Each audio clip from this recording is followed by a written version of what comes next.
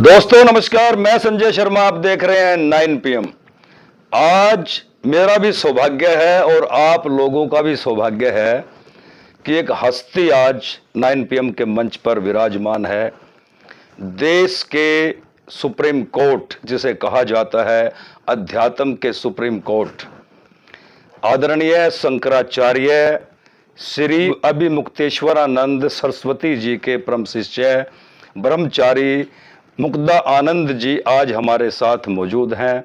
उनके साथ धर्म चर्चा करेंगे।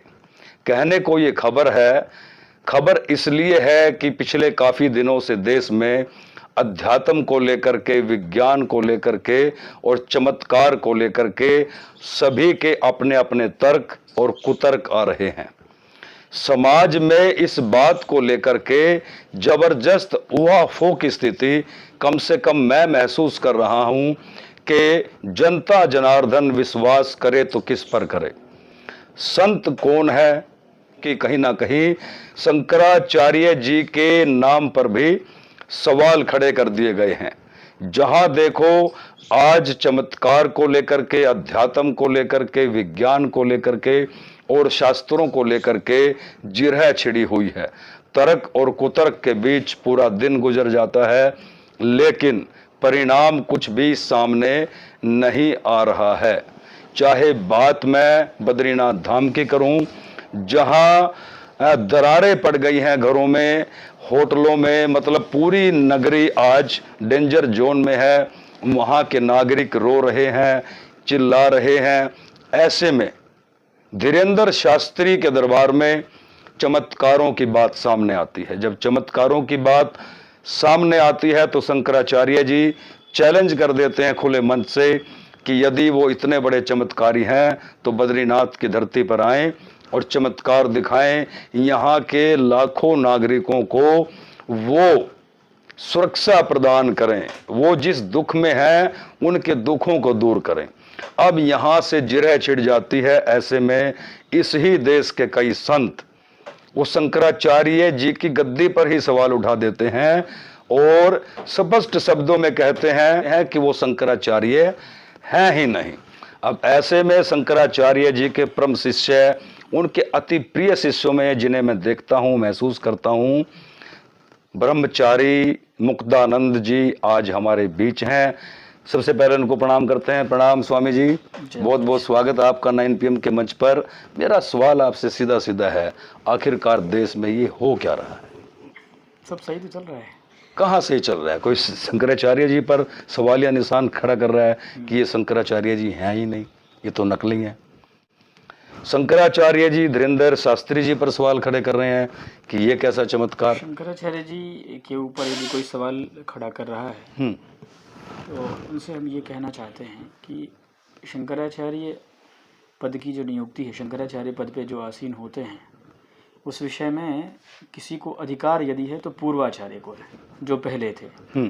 तो पूर्वाचार्य जी ब्रह्मलीन जगत गुरु शंकराचार्य पूज्यपाद स्वामी स्वरूपानंद सरस्वती जी महाराज, जो कि हमारे परम गुरु हैं, उन्होंने अपने जीवन काल में ही लगभग आज से 17 वर्ष पहले अपने 2 प्रमुख शिष्यों को दंड संन्यास की दीक्षा दी और दंड संन्यास की दीक्षा देकर के अपने दोनों पीठ का उत्तराधिकारी बना दिया जी।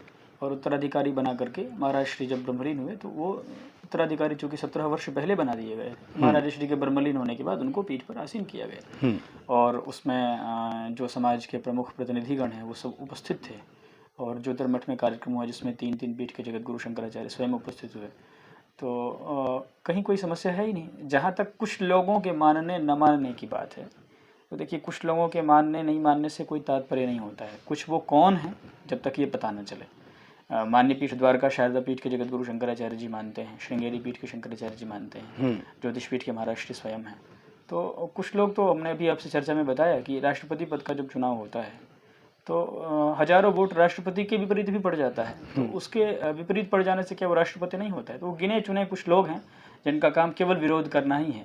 वो महाराज श्री की योग्यता में कहीं कमी है, उसको यदि कोई प्रदर्शित करे तो ऐसा कोई अभी तक नहीं हुआ है, क्योंकि ऐसी कोई उनकी अयोग्यता है ही नहीं। वो पूर्ण रूप से शास्त्रनिष्ठ हैं, तपस्वी हैं, ब्रह्मचर्य जीवन उनका रहा है, और महाराज श्री की सेवा में आज से तो थे नहीं, पिछले 40 वर्ष हो गए महाराज श्री की सेवा में रहते हुए। महाराज श्री ने जब सर्वगुण संपन्न उनको समझा, तब जा करके उनको आशीर्वाद ज्योतिषपीठ पे शंकराचार्य के रूप में आशीर्वाद। ऐसे में चमत्कार की बात उठ जाती है इस देश में। चमत्कार की बात जहाँ तक है, देखिए जब महाराज श्री छत्तीसगढ़ प्रवास पर थे तो महाराज श्री से ये प्रश्न पूछा गया, महाराज श्री चमत्कार को लेकर के आपका क्या कहना है, चमत्कार नाम की कोई चीज़ होती है क्या?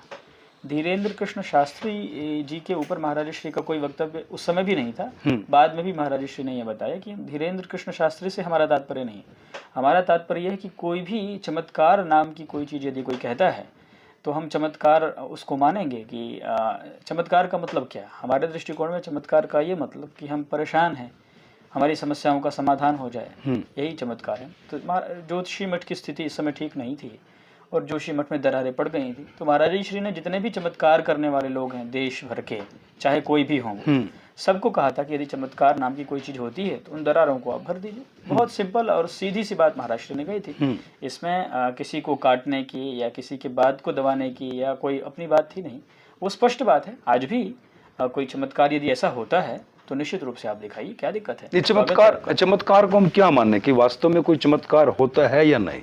नहीं, निश्चित रूप से देखिए, चमत्कार शब्द का क्या तात्पर्य आप इस समय अपने मन में सोच करके हमसे बात कर रहे हैं, हमें पता नहीं है। चमत्कार को हम भी मानते हैं। कैसे मानते हैं कि हम चमत्कार इस बात को मानते हैं कि भगवान ने मनुष्य का शरीर हमको दिया, निश्चित रूप से ये चमत्कार है हमारे लिए। मनुष्य का शरीर देने के बाद उन्होंने अच्छे माता पिता के का सानिध्य दिया, फिर काशी का प्रवास दिया, फिर शंकराचार्य जी महाराज की परंपरा में आने का अवसर मिला, वेद पढ़ने का अवसर मिला। ये सब चमत्कार है हमारे जीवन के। जोशी मठ में ये तो आपकी बात हुई ना, ये चमत्कार, ये तो आपकी बात हुई। नहीं, इस तरह की जो भी चीजें हैं वो चमत्कार हो सकती हैं। चमत्कार से तात्पर्य आपका क्या है, यदि आप स्पष्ट बताएंगे तो हम कह सकते हैं कि चमत्कार। देखिए, चमत्कार शब्द हमारे संस्कृत भाषा का है, तो कोई भी शब्द बिना अर्थ के नहीं होता है, माने कोई ना कोई अर्थ छिपा है इस शब्द के पीछे भी।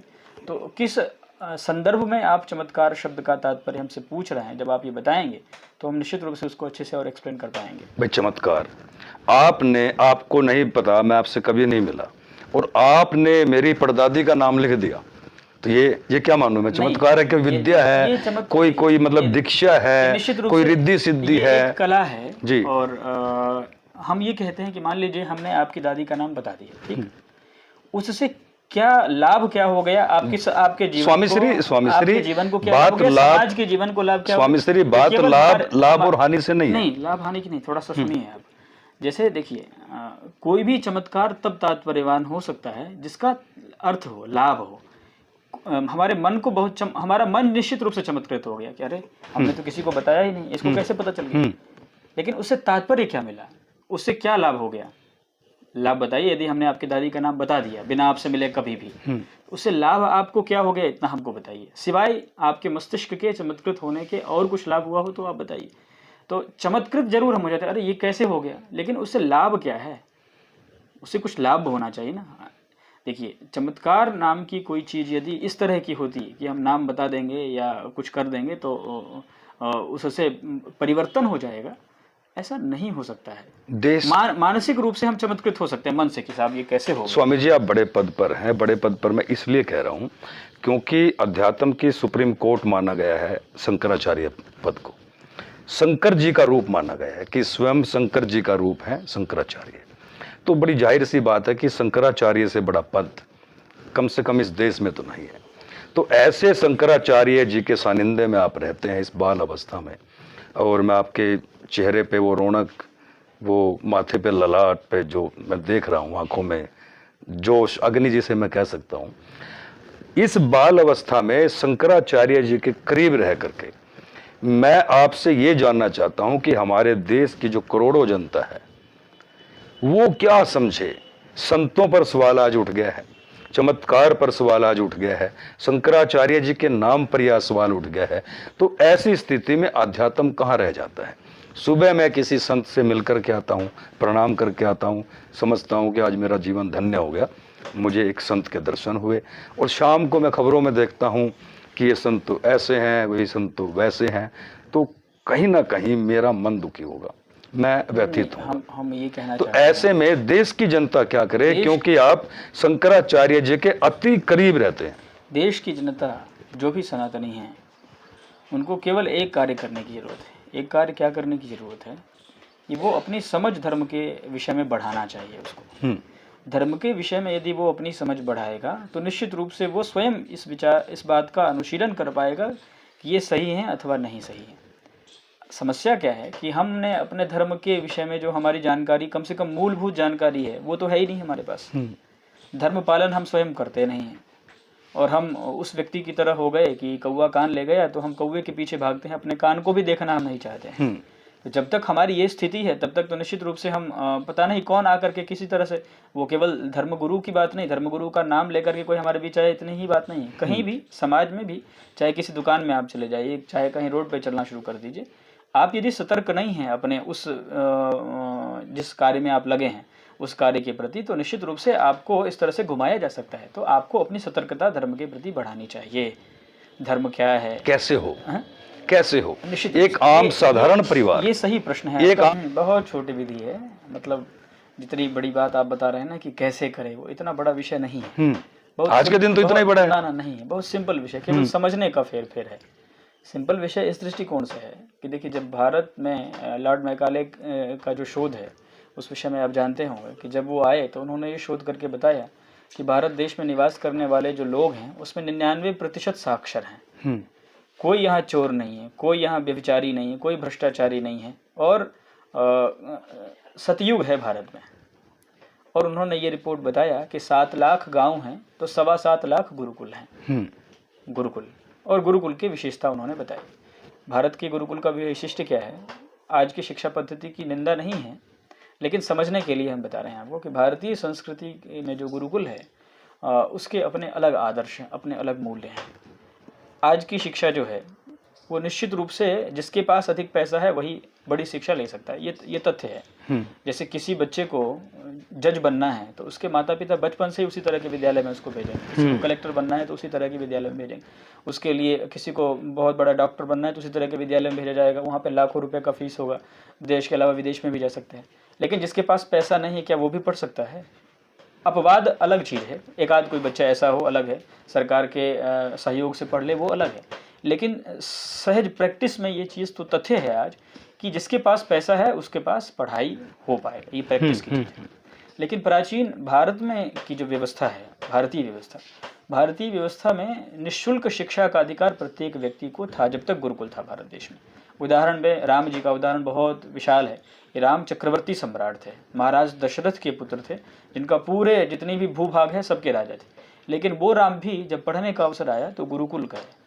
कृष्ण और सुदामा, भगवान कृष्ण नंद मतलब बहुत बड़े धनाढ्य व्यक्ति, नंद के लड़के थे, और सुदामा एक गरीब ब्राह्मण का बालक। लेकिन जब अध्ययन का समय आया तो गुरुकुल भेजे गए। उस गुरुकुल में ना तो कृष्ण के पिताजी से पैसा मांगा गया, ना सुदामा के पिताजी से।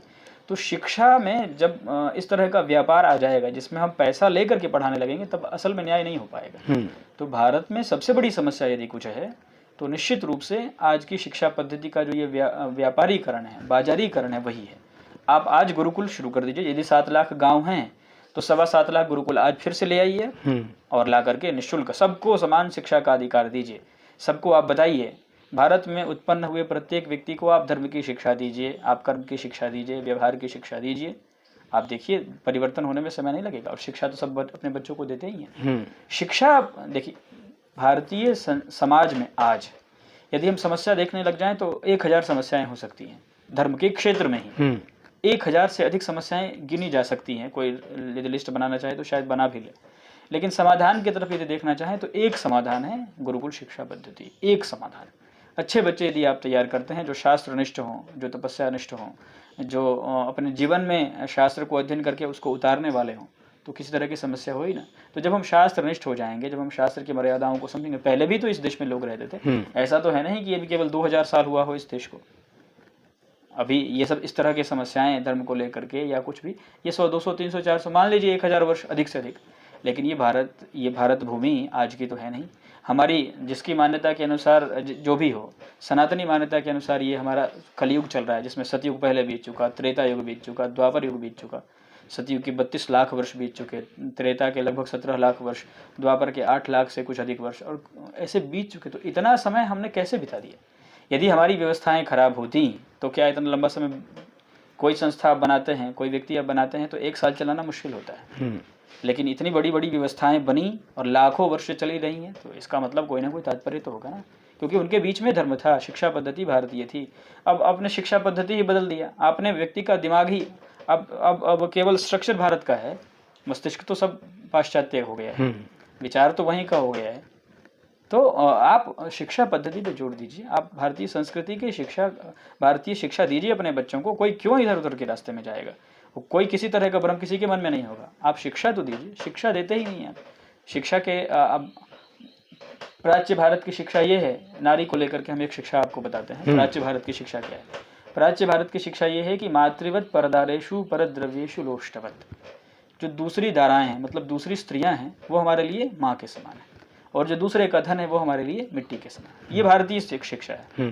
और वातावरण आज का आप देखिए कि भारत देश में कितने बलात्कार हो रहे हैं, रोज की रिपोर्ट देख लीजिए। आप तो पत्रकार हैं, आपको बहुत अच्छे से पता है। हर प्रदेश के एक रैंकिंग हो गई है, मतलब कि इस प्रदेश में इतना अधिक है, इस प्रदेश में इतना अधिक है। भारत में ये कभी कल्पना भी नहीं की जा सकती थी, क्योंकि भारत में तो माता को दूसरी स्त्री को तो माँ से ही माँ ही मानते थे, माँ ही मानते। तो जब तक भारतीय संस्कृति के इन वाक्यों को कहने वाले शास्त्रों का स्थान था जब तक हमारे मध्य में, तब तक तो ये रहा। लेकिन उन शास्त्रों का ही स्थान समाप्त हो गया, उन पुराणों का ही स्थान समाप्त हो गया, उस तरह की शिक्षा का स्थान समाप्त हो गया, तो सारा मूल्य ही समाप्त हो गया। तो भारतीय संस्कृति में जहाँ इतने बड़े बड़े मूल्य हैं, आज आप देख लीजिए कि दूसरे के धन को हड़पने के लिए प्रयास होता है, लेकिन भारतीय संस्कृति नहीं। भारतीय संस्कृति कहते हैं कि राम जी और लक्ष्मण जी जिस समय वन में थे, तो एक सरोवर के पास राम जी को एक कुछ आभूषण दिखाई पड़ा, तो राम जी ने कहा कि मिट्टी डाल देते हैं इस पे, कि कहीं किसी का ध्यान, लक्ष्मण का ध्यान ना चला जाए, तो कहीं वो लेना नहीं लगे, ऐसा विचार करके उन्होंने मिट्टी डाल दिया उस पर। तो लक्ष्मण जी ने कहा कि भैया आप मिट्टी पर मिट्टी क्यों डाल रहे हैं, मिट्टी पर मिट्टी डालने की क्या जरूरत, उनके लिए मिट्टी। हाँ, तो तब राम जी ने कहा कि देखो लक्ष्मण, ये तुमने बहुत अच्छी बात कही, जिसके माता पिता शुद्ध हैं, जिसने धर्मशास्त्र का अध्ययन किया, जिसकी शास्त्र निष्ठा है, वही दूसरे के धन को मिट्टी समझ सके, दूसरा समझ नहीं सकता है। तो जब तक शास्त्र निष्ठा भारत देश में थी, तब तक दूसरे के धन को हम मिट्टी समझ के उस पर ध्यान ही नहीं देते थे। अब हड़पने के लिए तैयार रहते हैं। तो समस्याएं जितना आप चाहें, चाहे जिस क्षेत्र में, बहुत समस्या, समाधान एक है, समाधान के लिए प्रयास करना चाहिए। और समाधान यही है कि गुरुकुल शिक्षा पद्धति जैसे प्राचीन भारत में था, जिसमें सबको समान शिक्षा का अधिकार था, सबको समान शिक्षाएं दी जाती थी, और उसी भारतवर्ष में रह करके भगवान उसी गुरुकुल में कृष्ण और सुदामा पढ़ते थे। और ये दुनिया भर के उदाहरण हैं हमारे पीछे जो लगे हैं, चाहे भगवत्पाद आदि शंकराचार्य जी हों, चाहे चाणक्य हों, चाहे जैसे इस तरह के जितने भी महापुरुष हों, सब ने भारतीय संस्कृति के अंतर्गत जो भारतीय शिक्षा है, भारतीय शिक्षा को अपने जीवन में उतारा, और शिक्षा को जीवन में उतारने का परिणाम समाज में कभी अव्यवस्था नहीं हो सकती है। सब कुछ व्यवस्थित है, सब कुछ सुंदर है, कहीं कोई समस्या हो ही नहीं सकती। तो धर्म को लेकर के मान लीजिए आप इतना भी नहीं पढ़ पा रहे हैं कि आपकी उम्र तो निकल गया मान लीजिए, लेकिन धर्म को लेकर के आप अपने पुराणों को पढ़िए। आप 4 घंटे नहीं पढ़ सकते हैं, आपको दिन भर रोजगार करना है, दूसरे काम है, तो कम से कम रात्रि में सोने के पूर्व महाराष्ट्री तो कहते हैं कि जो 18 पुराण है उसको कम से कम एक पेज ही सही रोज रात्रि में पढ़ लिया करो। 10 मिनट तो समय निकालोगे आप, सुबह उठने के बाद पढ़ ले, कुछ तो जानकारी आपके धर्म के विषय में बढ़े। नहीं, यदि आप जानकार होगे तो कोई भी आपको किसी तरह से कुछ भी समझा देगा।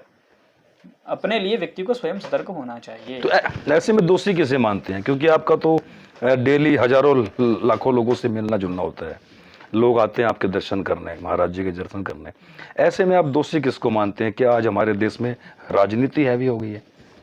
देखिए, दोषी किसको मानते हैं ये तो बहुत बड़ा विषय है। हर स्तर पे दोषी किसी को टारगेट किया जा सकता है, लेकिन दोषी न मान करके हम दूसरा कुछ यदि विचार करें, हम ये विचार करते हैं कि कोई भी चीज़ें तब संरक्षित हो सकती हैं जब उसके पीछे बड़े संसाधनों की आवश्यकता पड़ती है। तो निश्चित रूप से आज जो संसाधन है निश्चित रूप से सरकारों के पास ही है।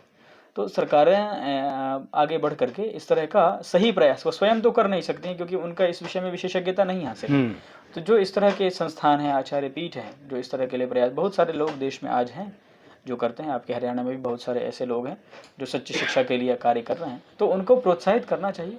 जो इस तरह के सत्कार्य कर रहे हैं उनको प्रश्रय दे करके उनका सहयोग करते हुए शिक्षा के लिए करना चाहिए प्रयास। चमत्कार को लेकर के इस देश की जनता का भ्रम कैसे दूर हो? क्योंकि ज्यादा जनता चमत्कार पे विश्वास करती है। नहीं, ये कुछ लोग हैं देखिए इस देश में लगभग 150 करोड़ से अधिक लोग तो रह ही रहे हैं। अभी तो जनसंख्या की ऐसी कोई गणना तो नहीं आई है कि एक्यूरेट बताया जाए, लेकिन लगभग 150 करोड़ 200 करोड़ बहुतायत समाज के लोग आप कहने की कोशिश कर रहे हैं जी।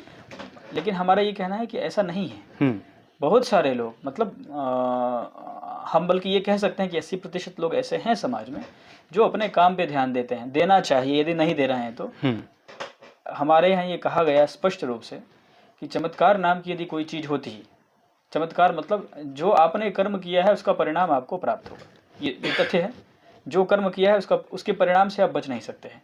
मृत्युलोक, इसीलिए मृत्युलोक में शरीर व्यक्ति को मिलता है कि आपके द्वारा किए गए कर्म के परिणाम को भुगतने के लिए आपको ये शरीर प्राप्त है। भगवान राम, उनसे बड़ा चमत्कारी कोई हो सकता है क्या? वो तो साक्षात परब्रह्म परमात्मा ही थे। ब्रह्म जो थे वो दशरथ के पुत्र के रूप में आए, लेकिन ब्रह्म राम भी 14 वर्ष के लिए वनवास उन्होंने स्वीकार किया। तो चमत्कार नाम की कोई चीज़ होती ऐसे घुमा करके कि चमत्कार खत्म हो जाए, ऐसा नहीं होता है। जो चीज़ आपके लिए निर्धारित की गई है, जिस तरह के आपके कर्म हैं, जिस तरह की प्रकृति है, उस तरह का आपको करना चाहिए।